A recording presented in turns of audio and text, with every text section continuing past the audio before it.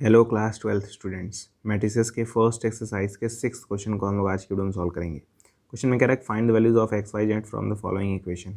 हमें X Y और Z की वैल्यू फाइंड करनी है इन तीनों मैट्रिसेस से। ठीक है, पहला वाला मैट्रिक्स देखिए बहुत ध्यान से, पहले मैट्रिक्स को ध्यान से देखिए। ये वाला मैट्रिक्स इक्वल दिया है इस वाले मैट्रिक्स के, ये वाला जो मैट्रिक्स है वो इक्वल है इस वाले मैट्रिक्स के। तो जब मैट्रिक्स इक्वल होता है ना तो उनके करस्पॉन्डिंग एलिमेंट भी इक्वल होते हैं।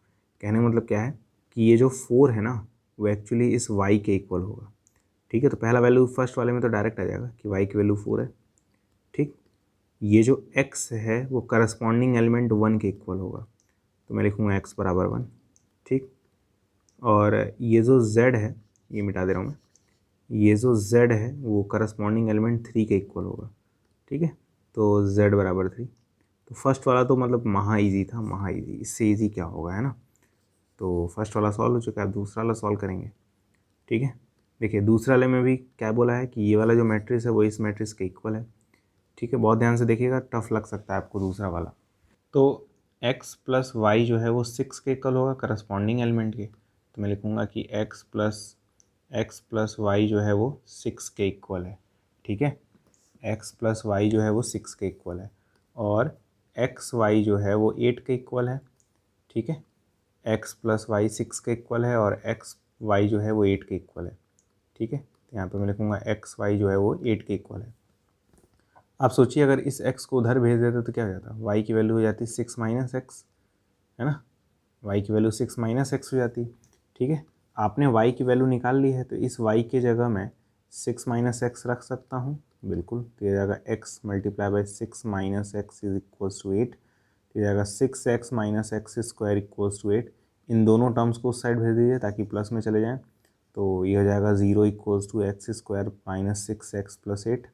देखिएगा कैसे मैंने बनाया है, इस माइनस एक्स स्क्वायर को उधर भेजा प्लस एक्स स्क्वायर हो गया, ये 6x उधर गया तो माइनस 6x हो गया, और 8 पहले से था। ठीक है, अब देखिए ये क्वाड्रेटिक इक्वेशन है ना, और क्वाड्रेटिक इक्वेशन आपने सॉल्व करना सीखा होगा क्लास 10th में।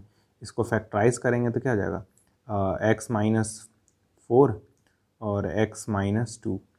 ठीक है, आप इसको फैक्टराइज कर लीजिएगा, यही आएगा। ठीक है, सीधा 4 मेथड लगा सकते हैं आप चाहें तो। फिर आप देख सकते हैं यहाँ पे 0 होगा तो या तो x माइनस 4 जो है वो 0 के इक्वल होगा, या तो फिर x माइनस 2 0 के इक्वल होगा। यहाँ से x की वैल्यू 4 आ जाएगी और यहाँ से x की वैल्यू 2 आएगी, मतलब x की दो वैल्यूज आएंगी 4 और 2। और y की वैल्यू क्या थी, y की वैल्यू थी 6 माइनस एक्स, y की वैल्यू क्या थी 6 माइनस एक्स थी।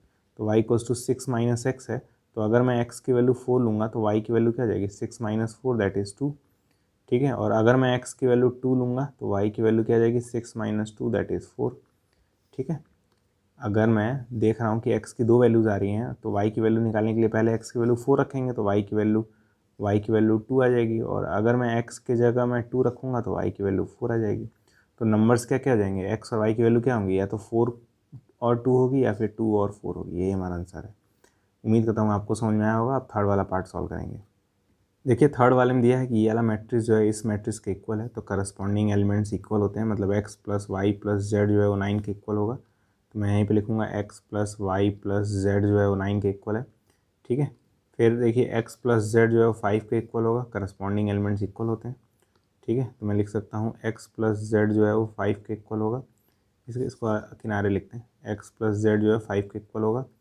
फिर आप देख सकते हैं y प्लस जेड जो है 7 के इक्वल हो जाएगा, करस्पॉन्डिंग एलिमेंट्स आपस में इक्वल होते हैं, तो y प्लस जेड जो है 7 के इक्वल हो जाएगा।